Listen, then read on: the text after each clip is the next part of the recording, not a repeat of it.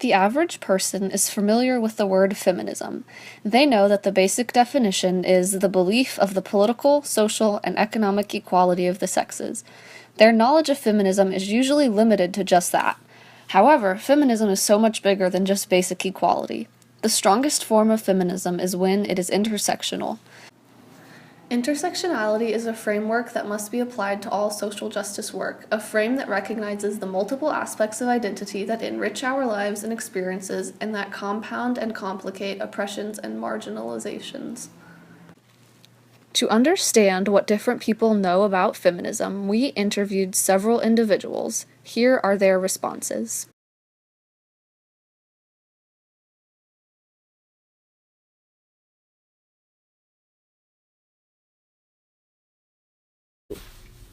Feminism is basically wanting and believing in equal rights for men and women.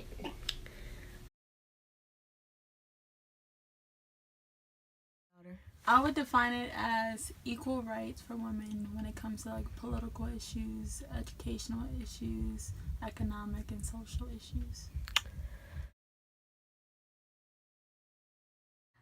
As I got older, feminism became a way of finding connection with people. Being able to identify as a feminist sort of isn't just about the internal means of identifying as much as it's also about these collective communities, right? I would say it's a movement for women to increase their rights and privileges, politically, socially, generally.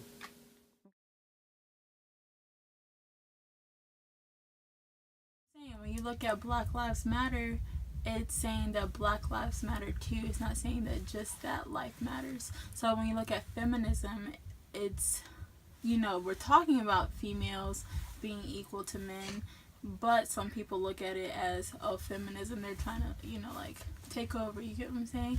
I think feminism is inclusive to all people. Now, whether the person feels like they're included or not, that's on them. I think it's more solidified than it ever has been, but there are still separations. Okay. I think it doesn't include all races, just predominantly white because they are seen as like superior.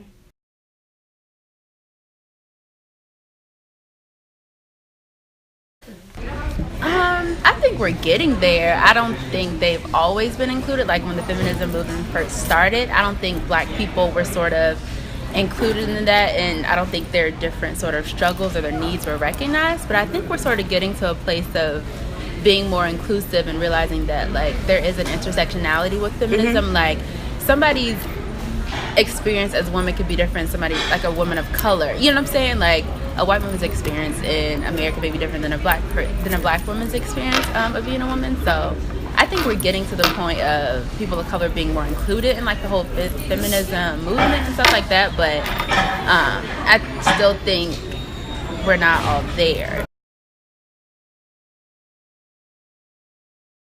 Black women definitely strive for it, and I do feel like they want to be included, but maybe the society that we're living in isn't necessarily giving them that ammunition.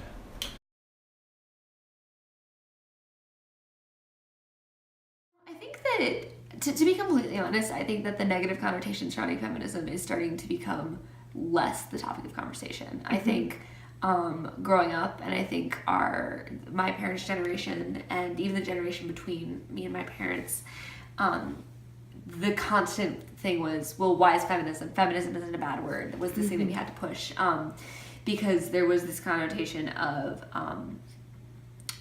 rejection of everything feminine, which doesn't fit into the dominant paradigm, right? So it specifically a feminist, or what feminism was supposed to look like, there was this very stereotypical view of hating men and thinking that society was out to get you, and women didn't want equality, they wanted to be better than everybody else.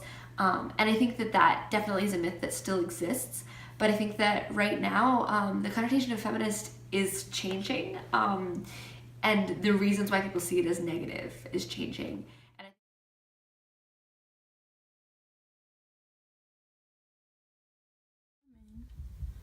feminism is a movement that includes me as an African American woman. It may be harder to have it work in my life, if you get what I'm saying. So I'm not saying that it's not there, but it's going to be a harder battle to fight. That all traces back to slavery. From, if you look at, I guess, from a gender standpoint, in terms of slavery, black women had it way worse than a black man, because though black men were hanged, beat, and all that stuff, you had women who did those things and more. They were raped, their children were taken away from them, so they definitely endured a lot more than what black men had. All of the participants have a basic understanding of what feminism is. They begin to differ when we asked about the inclusiveness of the feminist movement. What many people do not understand is the aspect of intersectionality. While some people do get this aspect, they may not know that it is called intersectional feminism. In order to create a modern, accepting feminist movement, the public needs to be educated on intersectionality. Inclusion is related to intersectionality, but with the important difference that no one has to adapt to the dominant culture. Dominant culture means one particular group is in control in all areas of society, be it politics, the media, or business. Hegemony, in other words. Inclusion says that everyone is equal and everyone has the right to live and coexist while keeping their own characteristics, belief systems, and philosophy of life. Only by applying intersectionality, the concept that endorses the intersections between different forms of oppression, domination, and discrimination, does feminism make sense.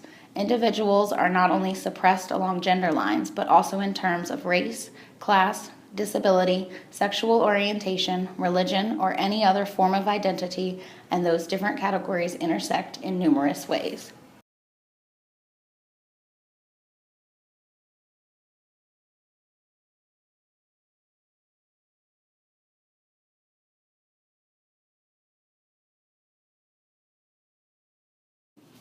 Intersectionality demands that we deliberately look within ourselves, at the places where we don't understand and where we feel challenged.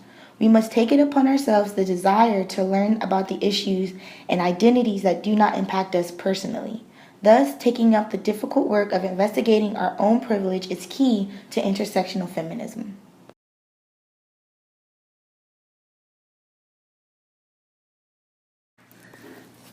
As feminists, it's important that we pay attention to the fact that feminism is about more than ending sexism. It is also about ending all the interconnected systems of oppression that affect different women in different ways. The things our privileges allow us to take for granted are the reasons we need intersectional analysis to do truly inclusive feminist work. Without it, it's easy to center feminism around either our own experiences or the experiences of those who are already the most privileged in society. So make an effort to avoid centering feminism around yourself or people of privilege, because society is more likely to listen to a white woman talk about racism than a person of color, for example. White feminists need to be more mindful that they're not taking over for people of color.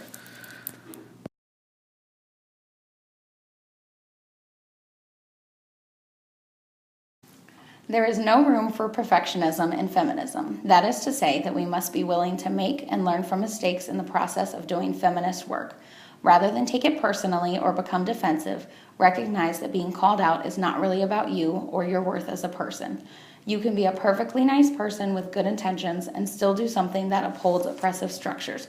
So focus on adjusting your behavior rather than saving face or exempting yourself from systemic oppression.